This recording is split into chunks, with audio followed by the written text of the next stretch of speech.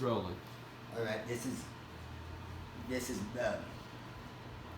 my testimony, my life, my part of it. Part of it, I'm gonna let it go fly, and let the Holy Spirit guide me because I'm just gonna tell my story. And it starts whenever I was 7 years old. I had a fondness for the smell of gasoline, and this is 1977. And I asked my mom at the gas pump at the store, I asked her if I could help her pump gas. And she said, sure, Bob, go ahead and you can help me. And so I got out and I was pumping gas in the car, started smelling it, and realized that, wow, this stuff gives you a head change. And, make your head buzz. And so I started doing it a little more. I'd mow the lawn and take the lid off the lawnmower and up, and I realized this stuff really makes you, head change and kind of takes you out of the world, you start seeing things and hearing things too. But anyway, I woke up one day and I don't know where my little brother was or my sister, but it was just me and my mom at the house, and she was vacuuming the floor, and I asked my mom if I could go down the street and play with my girlfriend, see if my girlfriend's home, my friends are home. She said, sure, Bob, just be home by lunch. So I took off down the street, and I went down the street and I knocked on their door, and nobody answered. So I kept on knocking and nobody answered. So I'm just sitting around. Let me shut this window. Sure. And I'm sitting there thinking, nobody's home. Well, it's boring. It's boring. It's not nobody's home. But they had this old dilapidated garage, and it had a chain on the door, and I had a gap in it like that, so I was able to squeeze through there. And I went through in there and went inside, and all that was in there was an old muscle car and a Honda Goldwing. And so I climbed up on that Honda Goldwing, and I took the gas lid off, and I was sitting there huffing gas. But my mouth and my nose were both kicked off in there, and I was just huffing away on that gas. And the next thing I know, I hit the floor, and I'm on the floor, and I'm like this, and I'm shaking, and I'm gagging, I'm trying to catch my breath, and I'm choking, and I look at my skin, and it's as white as this right here, and I'm still trying to catch my breath, and I'm staring at the motorcycle, and I finally caught my breath, and I jumped up, and I squeezed back through the door, and I ran down the street and went into my house, crawled in my bed, and pulled the covers over my head, and I slept till the next day. And the next day I woke up and I was okay, and nobody found out about it, nobody knew about it, so I didn't get caught, and I was okay. So I just put that day behind me, and I never thought of it again. Okay, now fast forward 35 years.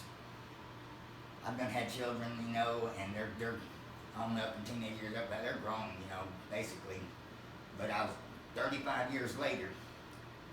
I was in Sacramento, California, and I was on a city bus full of people, and I'm headed back to my apartment, and I'm just looking around, looking at things, and all of a sudden a voice in my head asked me, do you remember when you were 7 years old and you went in that garage and climbed up on that motorcycle? And I went, yeah, what about it? And I knew this could only be God because I never told anybody. I hadn't even thought of that day for 35 years. And so I didn't hear anything. And so I said it again. I asked again. I said, yeah, what about it?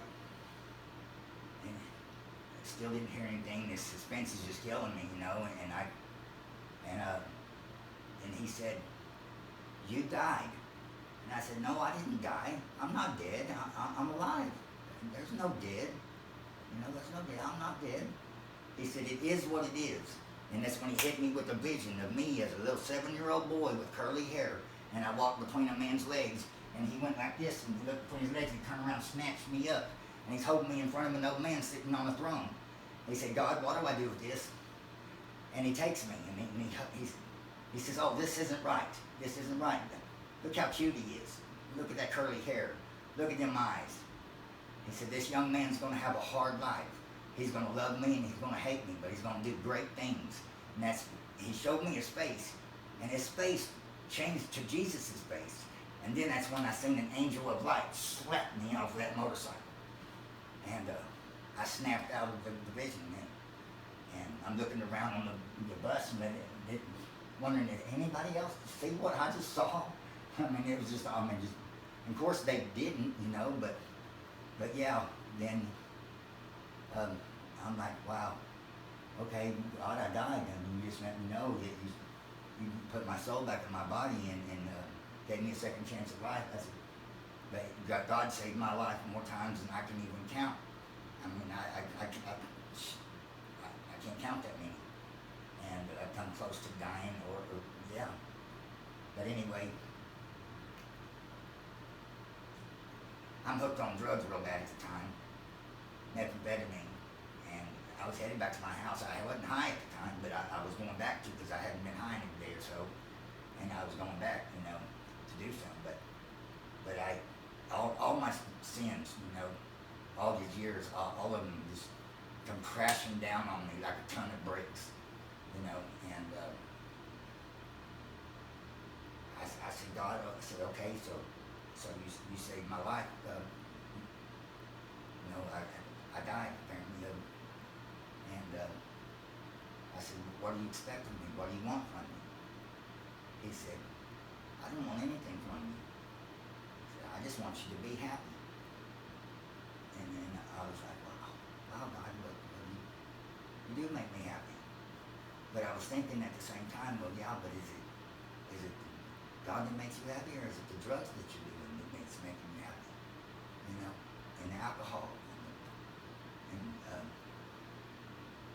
yeah, as you say, my life hasn't been the same yet. This was in 2012 when this happened.